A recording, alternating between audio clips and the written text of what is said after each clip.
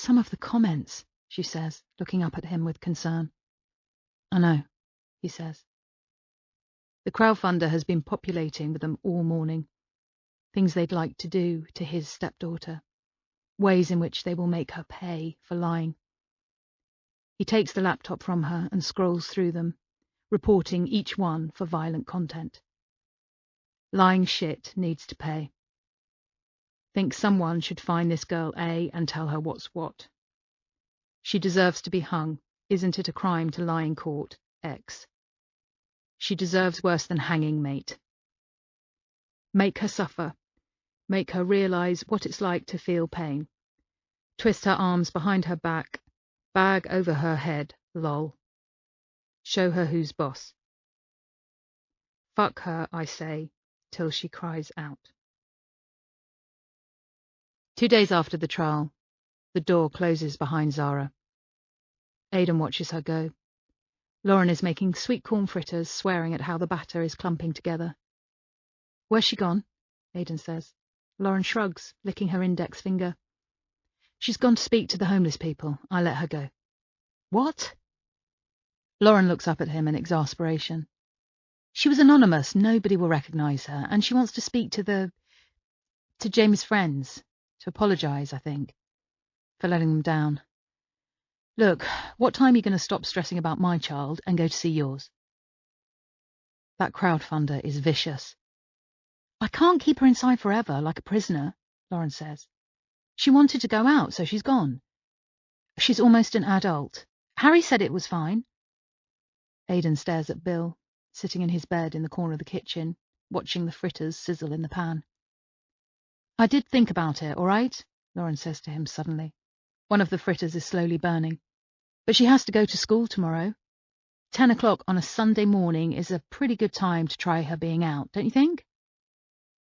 Aidan checks the crowdfunder again, as he has many times today. In the comments, somebody has pasted a single link. Aidan clicks it, and it opens the Facebook app on his phone. It navigates him automatically to a Facebook group. The group is called Find Girl A. He sits back for just a second, like the beat between a firework being lit and it going off. Fuck. There's a Find Girl A Facebook group, Aidan says quietly, unthinkingly. Find Girl A? He points to the screen. Lauren's eyes track across it. She's a quick reader. Oh shit, she whispers. She looks at him, then points to the screen. Zara Starling, she says. At first, Aidan thinks she is being superstitious or reverential, that by uttering her daughter's name, nothing bad will happen to her. But her lips are white, and he looks at his phone again, searching for an explanation for her terror. There it is, posted by a man with a blank profile photo calling himself Dr. No Good. News just in on the grapevine, he has written. Girl A is also known as Zara Starling. Zara's Facebook profile photo is attached. Smiling, happy Zara, taken on holiday this summer, totally unaware. Aidan's eyes meet Lauren's across the kitchen. His stomach drops. They know who she is. Lauren's hand is already reaching for her phone, trying to call Zara. They have found her. Chapter 7. Zara. Highbury, London. Zara is on her way back from seeing one of Jamie's friends, and she feels worse now, not better.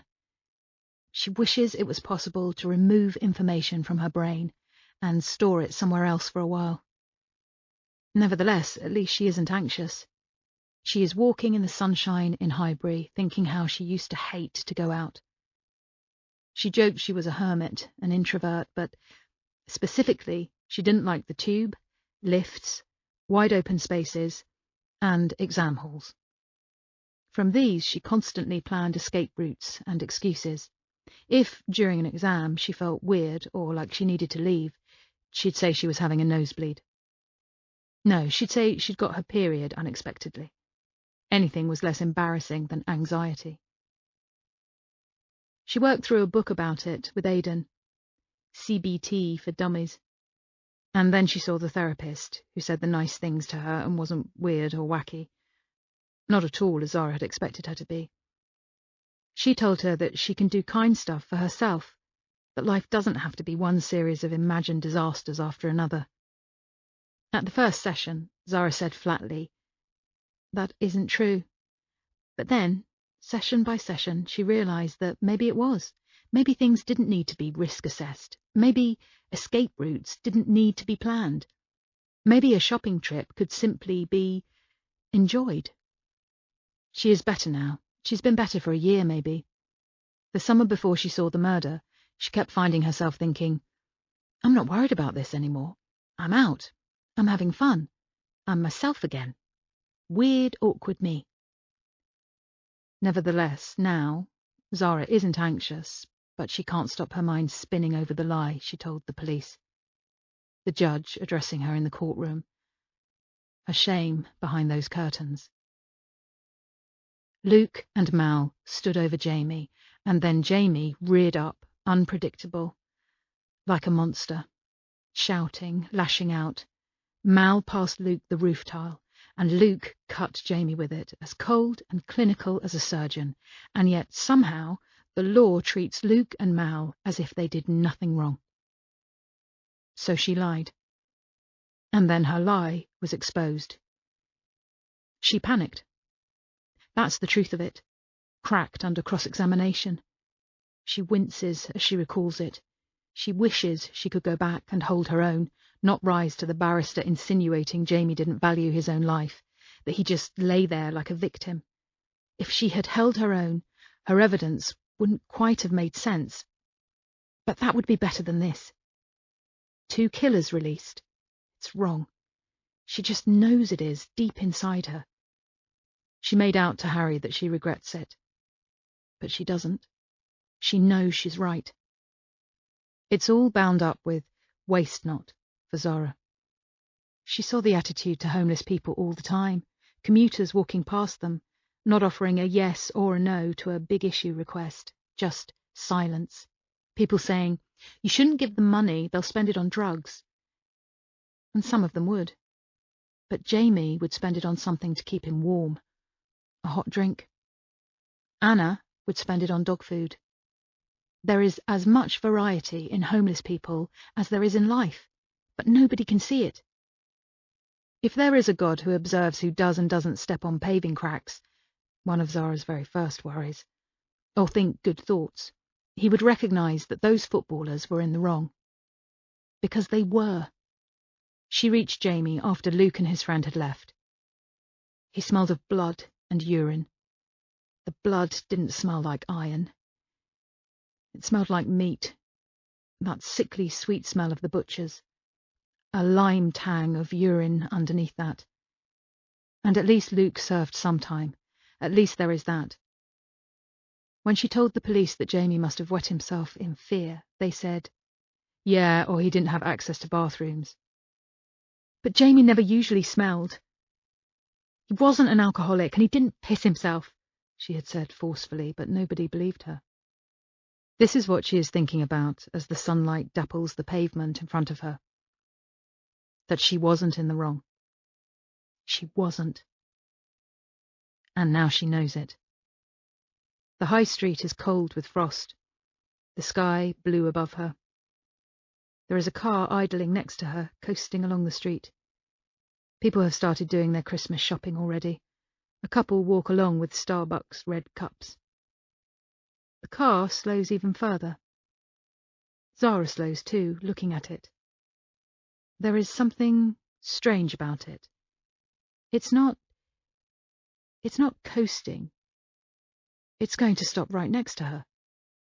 The wheels are aligning with the curb. The front passenger's window rolls down slowly, inch by inch. Zara can't move away. She's frozen. She can't do anything except watch as, little by little, a man in a balaclava is revealed.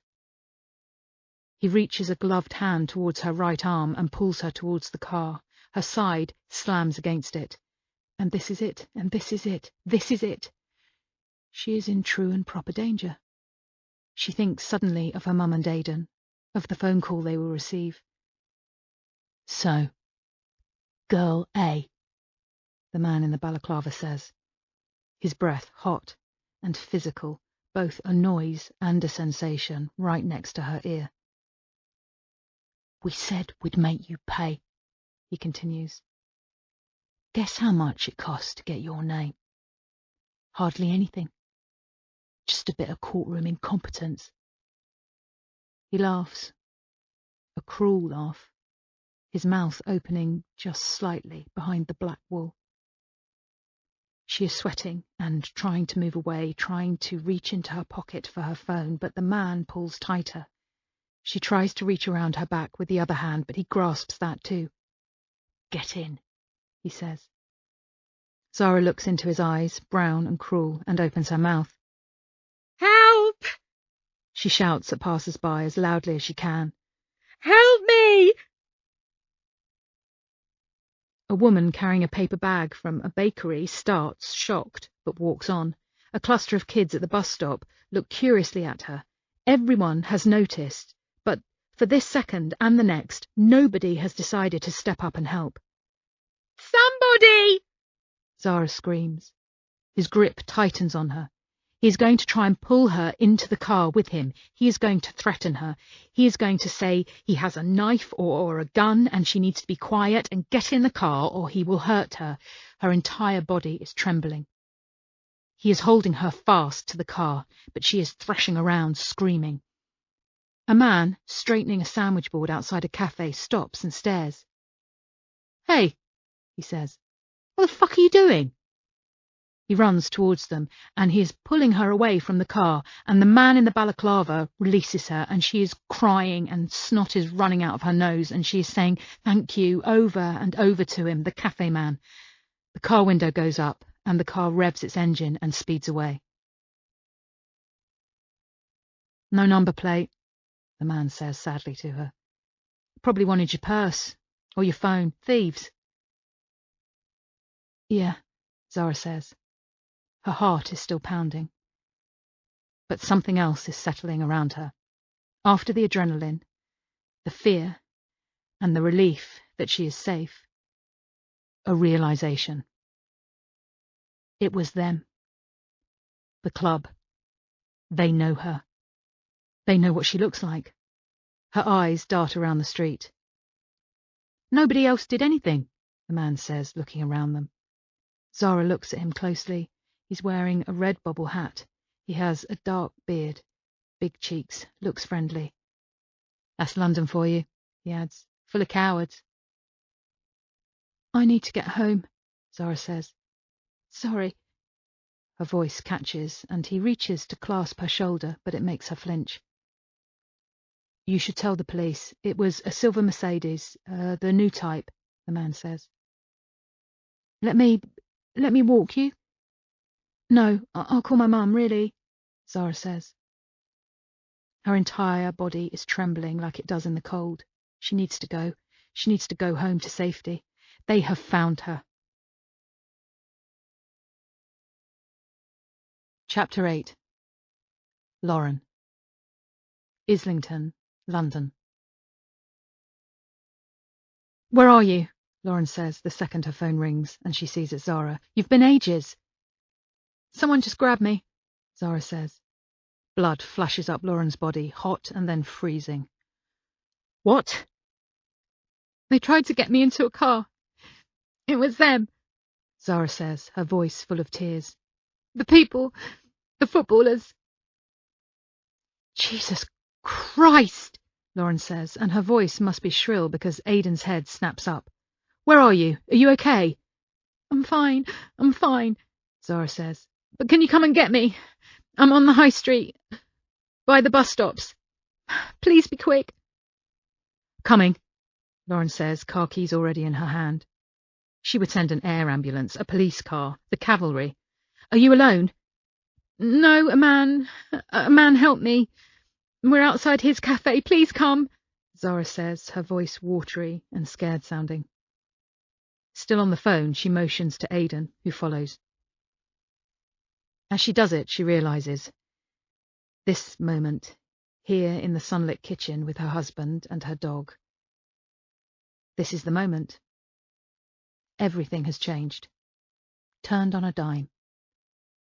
She stares at her hand on the door handle, wedding rings catching the sun. Nothing will ever be the same again. Lauren has never been so angry in her life. Zara is home, and they have called Harry and the police. Aidan didn't have to insist, as he often does. There was no debate over whether it was serious. Lauren stabbed the numbers into the keypad of her phone, her entire arm tense with rage. How fucking dare they? Zara is sitting on one of the bar stools in the kitchen, holding a cup of tea. It was awful, she keeps saying. Lauren wants to keep reaching over to touch her, to check she's still there, that nobody harmed her, her baby. As she reaches for her, Zara's eyes follow her fingertips. I know, we're going to get it sorted, Lauren says. She shifts closer to her. She needs to tell her about the Find Girl A Facebook group before the police get here and assume she knows.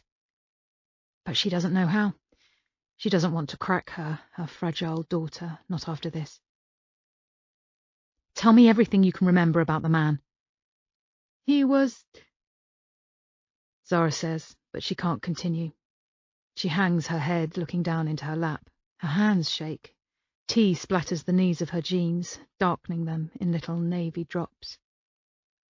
Lauren looks away. She can't bear this. God, it's so stupid. Almost nothing happened, Zara says. Not nothing, Lauren says. You were almost abducted. He was in a balaclava, she whispers. Oh, Lauren says. Oh, shit. What if I get scared of going out again? Zara says. Lauren's stomach folds over in sadness. Even now, in the face of all this, Zara is most frightened of her own anxiety. Maybe Lauren parented her all wrong. Maybe it started with Paris. Lauren and Aidan had taken Zara and Poppy to Paris when they were 6. They'd been together for just over a year. Lauren ordered a glass of wine on the Eurostar and gaily commented on the speed of the train, the things they'd do once they got there, how quick and easy it all was. Zara was curled in on herself. Poppy's eyes were wide, taking it all in. Their 2 daughters, so opposite, like each belonged with the other parent. Almost as soon as they checked into their hotel, Zara started running a fever. She'd had a urinary tract infection the week before. Lauren was forever telling her to drink more, but she wouldn't. So they dosed her up with Calpol and had a quiet evening. She was better the next day, eyes bright, smile wide. They were walking along after lunch past a shut-up restaurant in Le Marais, covered in ivy, worn like a green fur coat in the sweltering August humidity. When Zara stopped walking, her little hand went to her head. Lauren must have made a gesture or a noise because Aidan stopped and looked at her, lifted his sunglasses up to see her properly. That's when she saw it. Or perhaps that's when it developed. A kind of pallor. Zara is always swarthy, but she goes sallow when pale, and on that day she'd gone grey. Lauren had never seen skin that colour before. She crouched down to look at her properly. Little dots of sweat along Zara's upper lip, eyes drowsy. It came from nowhere.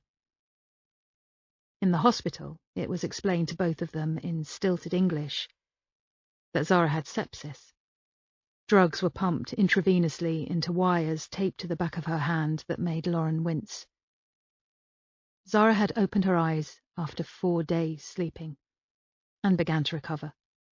Lauren stayed in Paris for 5 more weeks with her. She had no choice. She didn't care about the hospital bills or the fact that all she had brought with her were 3 T-shirts and a miniature bottle of travel shampoo. Nothing in Lauren's life mattered, because Zara did. She had assumed the mantle willingly 6 years before, and she never wanted to give it back.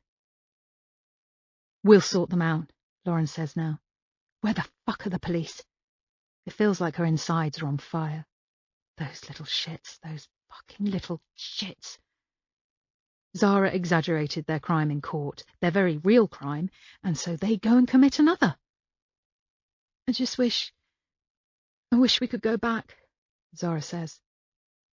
Me too, Lauren says. And just have you not testify, she adds without thinking. Zara stares at her, a strange expression on her face. You wish I hadn't done it? I'm not saying that, Lauren says, though that is exactly what she was saying. But don't you wish that you'd just look the other way? No, Zara says. That is what everybody does to homeless people, Mum. I wish I had stuck to my lie, not crumbled under questioning. Lauren sinks her head into her hands. Teenage principles. Zara gets to her feet. I'm going to get changed, she says tightly, standing in the doorway. Sure, Lauren says, resisting the urge to follow her up there, to stand watch over her all afternoon, all night. Aidan fiddles with his phone. Look what it's caused, he says sadly. Lauren's argument with Zara seemingly a permission slip for him to criticize her daughter. She rounds on him immediately. Don't you say that. She did not cause this. They may have got off on some technicality, self-defense, yeah, sure, but look what they're doing. But you just said, she's an idealist, Lauren says. She picks up an orange from the top of the fruit bowl. It looks magnificent. Towering goodness right there on the counter for her daughter. She'll feed her up and heal her. Vitamins, minerals, the works. The greater good and all that. If we erode that, you just told her you wish she hadn't done it. It's fine for me to say that, Lauren says. Not you. He strides away from her, uselessly switching on the coffee machine, then turns back around. She senses a tension emanating from his body, the difference between their perspectives, where she falls to forgiveness and he to judgment. It reverses if they're talking about Poppy. Of course it does. It's as natural as the orange in her hands. This is, Aidan says. He is rhythmically pulling his hair back from his forehead, elbows on the kitchen counter. You know what else I don't understand? What? Lauren says through a sigh. She's not very interested in the things Aidan does and doesn't understand. It's happening. They need to act, not think. God, she wishes she hadn't let Zara out. Wishes she had been there. She would have pulled that balaclava off. She would have been able to identify him and get him this time. Lauren begins to peel small segments of orange skin off, unable to get a proper purchase, a satisfying whirl. She looks up to the bedroom. Her daughter will be fine. She's up there now, safe and warm and well. Lauren will protect her. Why they're so bothered, Aidan says. They're disgruntled football fans. But why would they go for her? I don't know, because they're violent, Lauren says. Something's off about it, he says. It doesn't make sense. We need Zara to tell us what the man looked like, she says. His build, anything she saw, and then we go and find him. Find him? There are 150 fans in the group. Something folds deep inside Lauren like a popped souffle. This is bad. A package is delivered while they're waiting. Lauren wants to distract herself from the roaring terror in her ears, so she opens it. Hannah, Lauren's sister, has sent her a Korean face mask in a padded envelope. It's a decade-long in-joke between them, their quest to find the product that will stave off aging. They have tried everything. Retinol A, sheet masks, an infused sponge from Spain that made Lauren's eyes sting. A selfie came in from Hannah the other night with a carbonated cleanser frothing around her smile lines. Thinking of you all, was all it said. Lauren, hands still shaking, turns it over, then opens it. Inside is a tarry, black substance. She presses her fingertip into its surface. It yields, leaving a perfect oval print. Lauren puts the pot down as Zara arrives back in the kitchen in her yoga wear. Will the cafe man be able to identify him? Lauren asks her. Maybe he saw more than Zara. Like I said, he was in a full head balaclava, Zara replies. Car had no plate. Who were you with before? Anna. She knew Jamie well, Zara says, not meeting Lauren's eyes. We had a nice talk about everything, and then the car... Right, Lauren says. She swallows. She needs to tell her about the group. It's the kindest thing to do, to tell her soon before she finds out from elsewhere. Aidan passes her a coffee she didn't ask for, a peace offering between husband and wife. He never holds a grudge against her. Atmospheres are immediately dispelled. Oh, forget it, he will say, minutes after rouse. After a lifetime of crap men, Lauren couldn't believe how easy Aidan was. The mug warms her hands, the smell comforting and toasty as it rises up. She sips it, thinking. Lauren tries to imagine what she would like in this situation. She would want to be told directly but reassuringly, she decides. Not by the police or a third party. By her mother. She doesn't hesitate as she turns to Zara, even though her whole body is trembling. The sun has gone in. It started to drizzle on the windows outside. No, she tells herself. This is all fine. The police are coming, the lawyers. They will crack down on this group, and we will all move on with our lives. But still, her hand trembles. Zara looks across at Lauren. What? She says. As Lauren puts the orange down, she sees that Zara is trembling too. Her hands shaking just a little, the same as Lauren. Almost like they are still connected by an umbilical cord. Never severed, after all. Chapter 9. Aidan. Islington, London. Aidan lets in an amorphous sea of experts.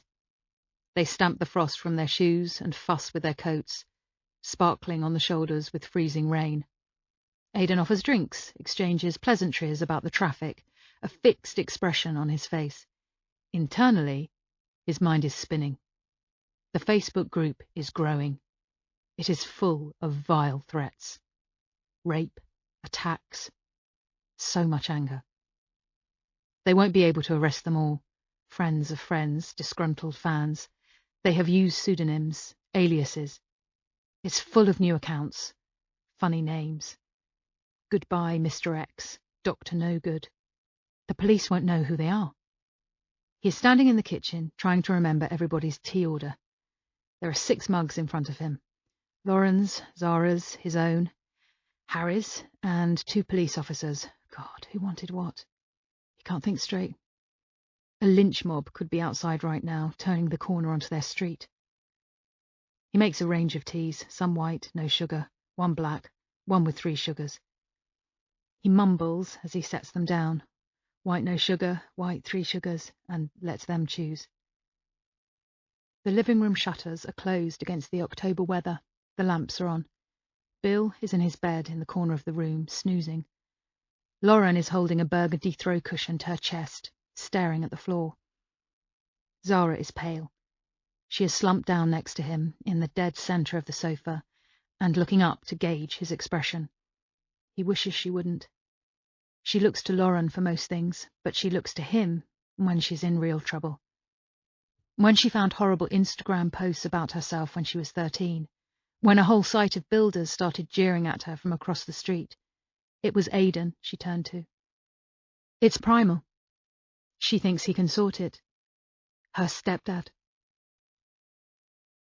He holds eye contact with her, and he's sure something is communicated between them. Why did you lie? He asks. She drops her gaze. What does he want from her? Screaming regret? The kind of tearful apology he would get from Poppy? Panic, wanting to put things right? He doesn't quite know. But it isn't this. Silence and the occasional insistence that she made the right choice. "First things first," a police officer called Nazir says. "We are aware of the group. Rest assured, we're monitoring it." His hand hovers over the T's. Eventually, he chooses one, seemingly at random. Nazir has the group open on his phone. He clears his throat, then puts his phone away and leans his elbows on his knees, like he's decided to just go off record. Why would they go on a crusade against her, these football fans? Aidan interrupts. "I've been thinking about it, and I don't know why they would." Lauren looks at him sharply. But he can't help asking these people, the people who are supposed to know what's going on. He takes a tea, his fourth of the day, even though he already feels jittery, his mouth bitter and furry. Luke was going to sign to the Premier League club on his 17th birthday. Aidan has been Googling him. He'd left school at 14 and joined Holloway FC as a scholar, playing for their under-18s and under-23s. Aidan watched a clip of a match uploaded to YouTube by a zealous fan. He had a good touch. And now? No signing. He lost his fitness while on remand, and Holloway lost their future star striker in his crucial development phase. He might return to form, he might not. He might never reach his potential. The group is focused on this, the loss to the club. The loss of sponsors and money during the year when everybody thought their most high-profile scholar was guilty of murder, his teammate and accomplice. The media storm when the club publicly supported him, until they stopped. Their anger makes sense on paper, but something about it doesn't sit right with Aidan. He doesn't know a single football fan so committed to their club that they would try to harm a teenage girl. It goes beyond drunken post-match fighting. Who knows? Nazir says. Who knows what goes on in their minds? So, what are you going to do about it? I was getting to that, Nazir says crisply to Aidan. His hair is gelled meticulously, almost strand by strand, pointing down to his forehead like a row of teeth. The identities are unknown to us in the group, but also who was responsible for the attempted attack in the car, and so far, the crime they would be convicted of, if we could find them, would attract a non-custodial sentence. So, in some ways, it may be better to watch and wait. There is a beat of silence, like somebody turned the world off for a second. Do nothing, Aidan says, bewildered. Do nothing, Nazir confirms, misreading Aidan's tone. He's young. No common sense. Wait for them to kill her, Lauren says sharply, and Aidan winces as Zara stiffens next to him. Until it dies down, Nazir says, which I'm sure it will, or until they make themselves known to us. And what we can do is offer you police protection, day and night, at the front of your house, he says, just in case they know where you live. Right, Aidan says faintly. That's it. It will ensure your safety, Nazir says. Well, you've been a real help, Lauren says sarcastically. When is the police watch starting? Aidan says, gesturing vaguely to the front of the house. Right away, Nazir says. I'll make the call now. Next half hour, latest. Next to him, Zara shifts, leaning her body weight slightly against him. Aidan looks down at the bend of her knees in her loungewear, the arches of her bare feet. They're exactly like Lauren's. Long, elegant toes. Something dark settles across his shoulders. He has to do something. Anything. If the police won't, then it's down to him. Chapter 10. Zara. Islington, London.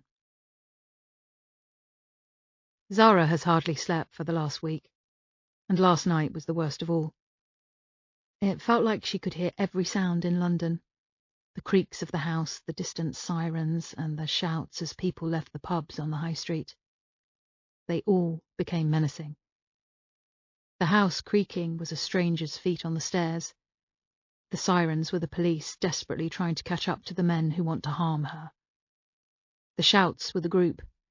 Twice she got up to check the police presence. True to their word, the Met have installed a man in an unmarked car out the front. He sits there until 7 in the morning, and then somebody else takes over. Zara hasn't been to school. She dreamt last night, when she did sleep, that she had carried out her lie in court, that Luke and Mal were convicted. They'd all be better off. She dreamt, too, of what she could do to retaliate, what she might do. And now Zara, her mother, and Aidan are walking back from the cinema. It's the late afternoon. Her mother said that they couldn't sit inside all day, that they had to get on with life. It had been almost a week of confinement. And nothing happened when they left the house. Nothing happened when they turned onto the high street. Zara didn't, as she imagined she might, feel a cold hand on the back of her neck in the cinema. It has been a perfectly normal afternoon. And now Zara is looking forward to escaping back into To All the Boys I've Loved Before, on the sofa with a cup of tea. A tame evening. But tame evenings are the best. Escapism is the answer. The lanes that spread off the high street are made amber by bright shop fronts preparing for Christmas. Zara's breathing is steady. Her pace is slow. She's thinking about the film they saw, a silly action thing, the sort of film her school friends like. It was about bravery and strength. She is thinking, as she walks next to her mother and stepfather, that they will be okay, that they can face anything as long as they're together. The policeman nods discreetly to them as they walk up their road towards their house. The autumn leaves line each side of the street like they've been washed there by a tide they can't see. Her mother is laughing at something Aidan said, but Zara isn't listening. She puts her key in the lock. The house is in darkness, and she doesn't hear Bill come to greet them. He must be sleeping. They step inside. The hallway is black. Zara flicks the light switch on, and Aidan blinks. Going to the cinema in the late afternoon always makes me feel weird, especially when it gets dark so soon, he says, taking his trainers off. I like the early dark nights, Zara says to him. Cosy. I'm going straight in the bath, her mother says. She adores the bath. Zara pushes the door into the dark living room and stops dead. A man is standing on their patio, looking in, his face pressed to the glass. Zara's mother reaches for the light switch. Stop! Zara shouts to her. Look! He's looking in. But that isn't what chills Zara. It's his face. He's grinning. A triumphant, cruel grin. He meets her gaze and, with one white finger, points downwards. To Bill, who's sitting by the patio doors, panting excitedly, tail wagging, smiling up at the intruder who he thinks is a friend, but is an enemy. The man then brings his other hand out from behind his back. He is holding a long, silver knife. He brings it up to his throat, making a slitting motion, while staring at her. Chapter 11. Lauren. Islington, London. Bill! Lauren cries. Zara reaches for the dog, but Lauren stops her, getting him herself. The man is running down their garden, a black figure barely visible in the darkness. Bill strains against Lauren's grip on his collar, trying to get to the door, trying to see where he goes. Get the fuck out, Lauren hisses. She grabs Zara as quickly as she can, not caring if she's too rough, if she's too frightening. She puts Bill's lead on him. Lauren stares at the brick wall at the bottom of their garden. The man is nowhere to be seen. He could easily have leapt that wall, and now he'll be gone forever. Untraceable. Vanished. I'll kill him, Aidan says loudly, striding to the back door. Don't be ridiculous, Lauren says. He's got a knife, come on. So I'll get a knife too. Aidan turns towards the kitchen. God, he seriously means that. He starts going through their kitchen drawers, opening the cutlery drawer, the one containing their best plates, the one with their utensils in. He's procrastinating. He knows exactly where the knives are. Lauren is relieved to note in the chaos that his behaviour is for show. Aidan. He turns to look at her. For a moment, just a second, she doesn't recognise him. He's puffed up, angry. Come with me outside to the police, she says. Fine. He slams one of the drawers closed. Man, he says, rubbing a hand across his beard. His expression changes, dropping back to normal. He comes towards her, shoulders slumped. She grabs his arm and leads him back out into the hallway, to Zara. As they reach the front door, where they stood happily just moments ago, they exchange a glance. Lauren isn't sure what it holds, only that it is loaded.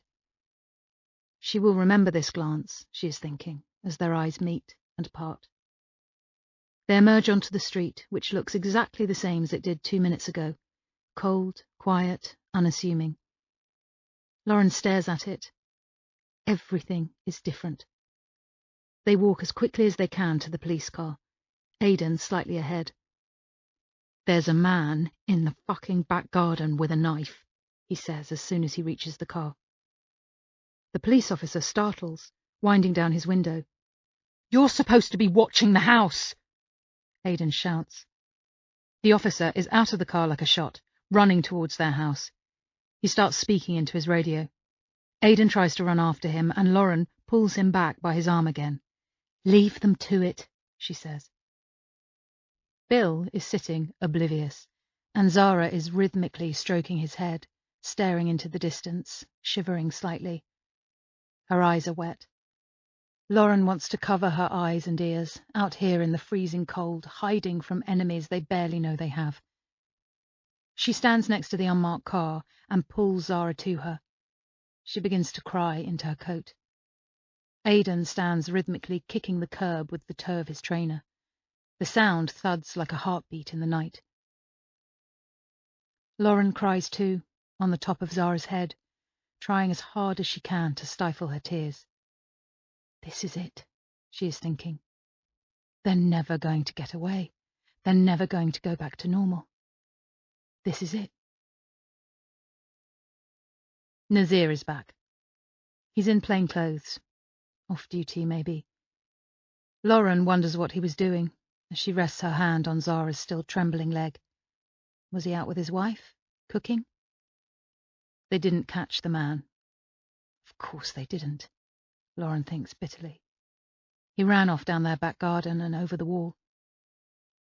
There have been 2 incidents inside a week, Aidan says, and Lauren's glad he has spoken up for them. Nazir is clearly waiting to talk. He is holding a white envelope. He keeps touching the long edge of it to their coffee table, but Aidan keeps going.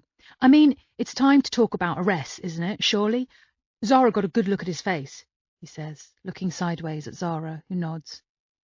I did, she says, and he did a motion across his throat. A clear threat. And they know where we live. They know my name and where we live. She leans forward, folding in on herself. Her teeth are gritted, and Lauren can see she is trying not to cry. I know. Look, we are searching for him. Nazir rubs at his goatee. Lauren raises her eyes to the ceiling and breathes deeply. She can't bear this. She cannot bear any of it. But first, I need to give you this, Nazir continues. What is it? Aidan says, taking the envelope. Nazir waits a beat. Do you know what an Osman warning is? He asks. No, Lauren says. She looks at Aidan, who has an unreadable expression on his face. I do, he says. He slits open the envelope. Is this a joke? He passes the papers to Lauren. She looks at them, but can't take them in. What is it? What is it? She says. What am I reading? When Aidan looks at her, his eyes are red-rimmed, as though he's been crying for hours without her having noticed. It's a notice of threat to life, he says. Nazir takes over. It means your lives are under threat, he says. Yes, these 2 attempts, given the weapon, we believe that, if given the opportunity, Zara would be seriously injured or worse. Right, Lauren says, her mouth completely dry, like she has just woken up with a hangover. So, given the anonymous nature of the group and the careful way they haven't yet committed an offence, that would definitely attract a custodial. Apart from murder, Zara says. Lauren looks at her in surprise. They were defending themselves, Nazir says. Against Jamie? Zara laughs. A hard, bitter, adult laugh, and Lauren winces. If you find him, what will you charge him with? Lauren asks. Nazir looks awkward, his eyebrows going up, his gaze down. It would be basically trespass, he says. Maybe possession for the knife, if we could find it. Not attempted murder. He hasn't made an attempt. But you have a piece of paper. Aidan reaches for it again and puts it in front of Nazir on the table. That says, given the opportunity, he will. I mean, he had a fucking knife, Nazir. Are we not on the same side here? We in the police, Nazir says loudly, are of the opinion that this group want to seriously harm Zara. But we can't prove that in court. The police and the CPS do not always agree. Great, Aidan says. Fucking great. So what? We're under threat. You can't charge them with anything but trespassing. Carrying a knife at a push. We all know they want to kill us. So what are you going to do? What are you going to do? He bangs his mug down on the table. Lauren winces. He's had about 18 teas today. It makes him rude and hyped up. Though today, she is thankful for that. We are proposing a solution. Go on then, Aidan says. Based on that disconnect, Nazir says, his hands a few inches apart, between what we think and what we can prove. What is it? Lauren says, unable to take the tension any longer. I'm going to recommend that protection is offered. Protection, Aidan says. Nazir's eyes meet his levelly in their living room. Witness protection, he says. Lauren's entire body fizzes, then freezes, every inch of her skin covered in goosebumps. Witness protection. Lauren has never really thought about witness protection. And yet, here it is, being presented to her as the only solution to a seemingly impossible situation. She stares at Nazir. A new name, a new location, she says. That. He nods. I know it's a lot to take in. We can't, Lauren says. But then she tries to think. Don't get hysterical, not in front of Zara. She's done that enough lately. She tries to quell the rising panic. They can't move away. They can't leave their lives. Not because of these youths, these thugs, these fucking teenagers. She says. Is there any other option? Aidan says quietly. Nazir looks at each of them in turn, then speaks. No, he says. We think that if you stay here, they will harm you. It begins to rain outside. Little patters against the windows. Lauren can only hear them because the room is completely silent. It's protection or our family gets harmed, she asks. Yes. Her head drops. All of the fight has gone out of her. Like she is doomed, hunted. Like she is already, here, in her living room, a condemned woman. Chapter 12. Zara. Islington, London. Zara sits at the centre of the sofa and the centre of the universe, it feels like to her. Everybody is looking at her. Her lie has grown from a single sentence uttered to 2 police officers in a shabby room to this.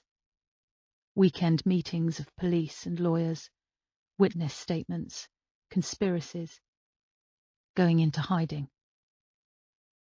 Zara has always tried to do the right thing, and today, on this sofa, she takes the truth and anchors herself to it, like a ship out to sea with only this to tether her.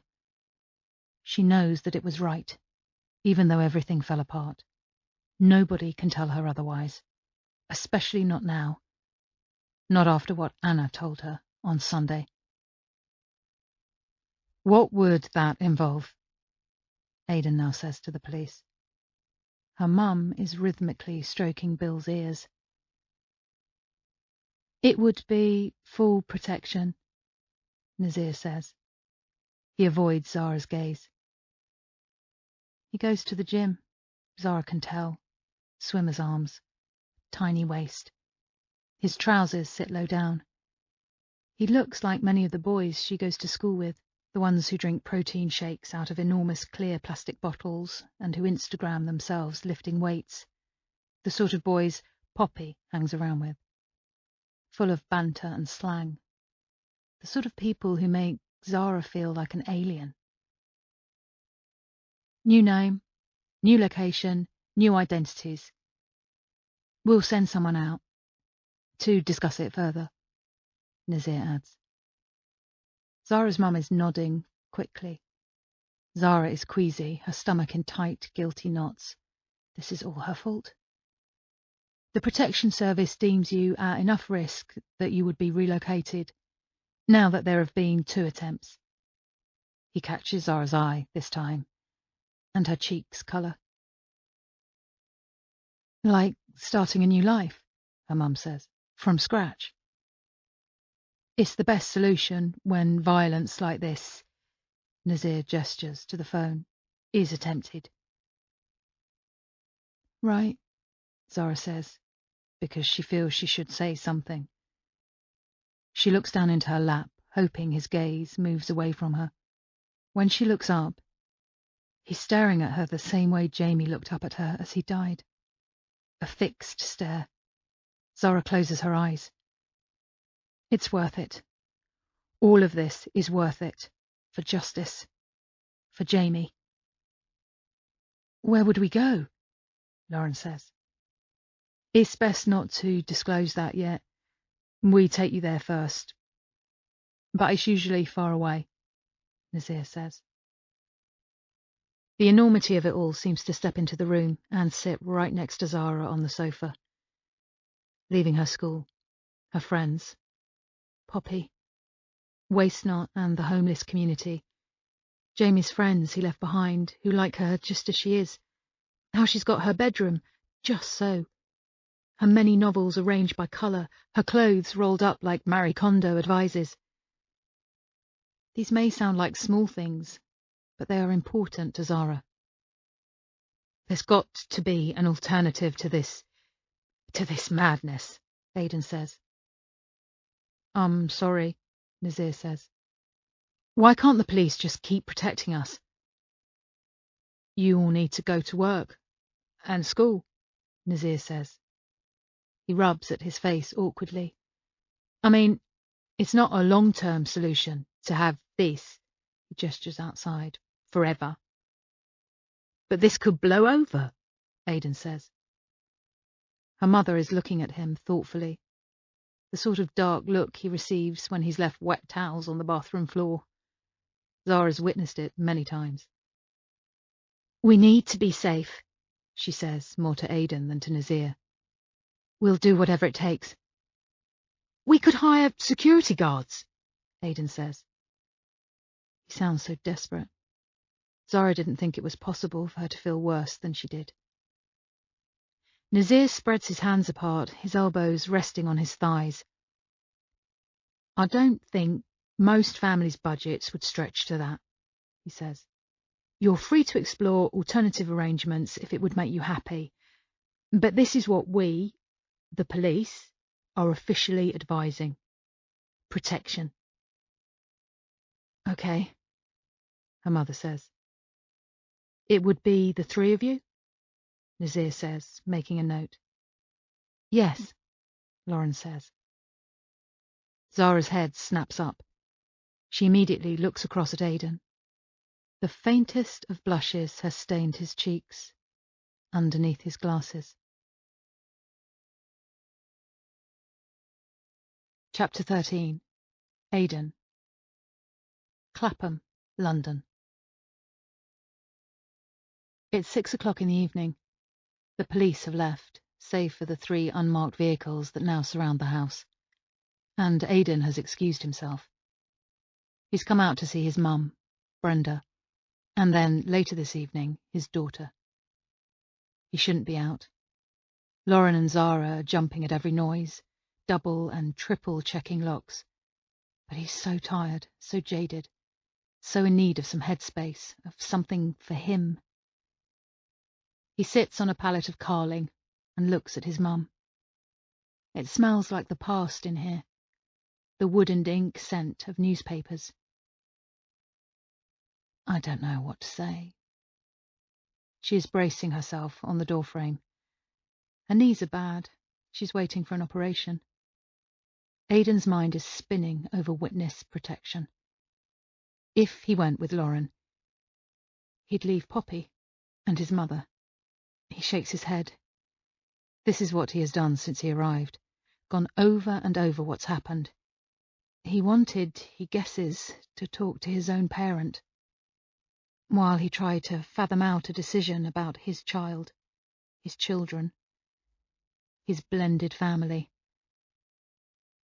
Lauren didn't say anything, and when the police left, she sat on one of the stools in the kitchen and sipped her drink, eyes looking dolefully over the rim at him. But she didn't speak. He needs to take Poppy with them. He stares at his feet as he tries to think how he could do it. Brenda hands him a mug. He only drinks coffee with her. They shared a pot in a cheap diner after his father's funeral. She couldn't face the wake, not yet. And it became their ritual. It's sacrosanct, just for them. The cafetiere slowly plunging down on the counter in the back room, the black liquid swirling, blonde bubbles on top, the 2 mugs, an inch of milk in each. The click of Brenda's knees as she sits down. She insists on making it. Aidan pulls at the plastic wrapping between the cans of lager, procrastinating. It's not Zara's fault that she's not my own. I know, his mother says, eyes sympathetic. How can I make it work for everyone? He says, though he knows that's not what it's about. None of those things matter. It's about Poppy, and only Poppy. His beautiful, emotional, complicated child. Poppy, Poppy, Poppy, beats his heart. You're always trying to make things work, Brenda says mildly. After Dad, and then with Natalie. I know. The weight of the world doesn't rest with you, she says. You know? I do, he says, even though he doesn't. If he hadn't gone to see his mother 4 times a week after his father died, he is sure she wouldn't still be here now. If he hadn't tried to make it work with Natalie, Poppy's mother, he is sure Poppy would hate him today. He can't rest. He can't become complacent. He will lose everything. But this is serious, he says. Yes, I'm just saying, it isn't your fault. You take it all on yourself. I don't know what to do.